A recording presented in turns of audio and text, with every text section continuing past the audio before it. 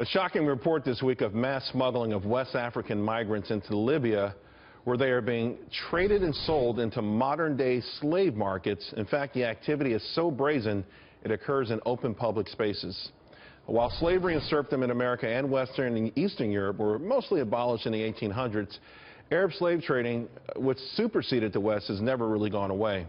The Global Slavery Index, which uses a broader definition that includes indentured servitude, says the practice is actually still in existence in 167 countries, but 58% of those slaves are held in just 5 countries: India, China, Pakistan, Bangladesh, and Uzbekistan.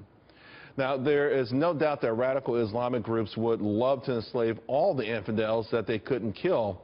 In my opinion, this should add even more urgency for the civilized world to stop their advance and erase their existence. Here to discuss, Jillian, Melchior, and Gianno Caldwell. Jillian, what are your thoughts on this? I mean, it's really, I think a lot of people don't know this is going on. This is such an important topic, and I'm so glad you're bringing it up. So in Iraq, I actually met a Yazidi woman who escaped from Islamic sexual slavery with the Islamic State. And hearing her story, how powerful it was, this woman knows what it's like to lose her freedom. It really moves me, and I think this is they don't get talked a lot about, the Yazidi women, but there are about 2,000 of them that have been held in sexual slavery by ISIS.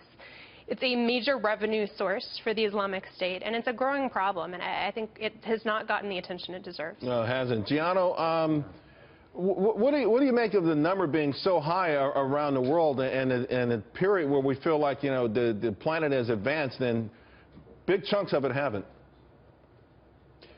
Yeah, it's completely and totally unfortunate. There's about 40 million sex slaves out there globally.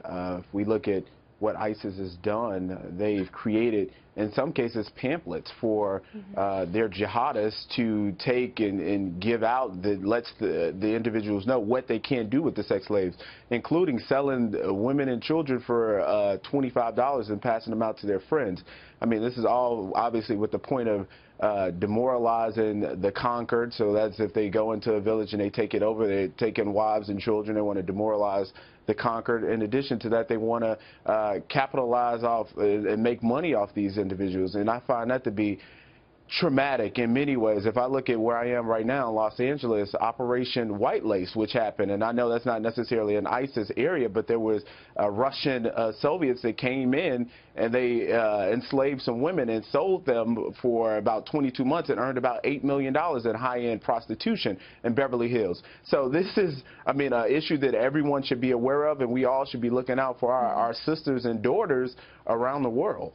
And yet, Jillian, in America, the so-called feminist movement is, you know, the greatest thing is that Donald Trump does not share their political ideology. I mean, is there a lost opportunity amongst women in this world, but particularly in the West, to address this issue and you know, themselves? I'm wondering why it doesn't resonate even more with those so-called groups, those so-called feminist groups. You know, this is a bipartisan issue, and I think it does resonate with them. You don't see it getting a lot of attention because there is so much else in domestic politics. I saw them protest in 20 states, 8 million, and they had the hats, and they're going crazy over President Trump and what he may or may not do. He was in office a day. How come they're not upset about this? Well, I think they would be, they are, but it's a little unfair to say that they're not. But if you look at what the Islamic State has done, I think that what we're seeing as a difference here is Dabiq, their publication, actually put out a very detailed justification for that. They're not only arguing that it's a financial thing, they're making the moral case for slavery, and that's something that we haven't seen in a long time. It's deeply disturbing. Yeah.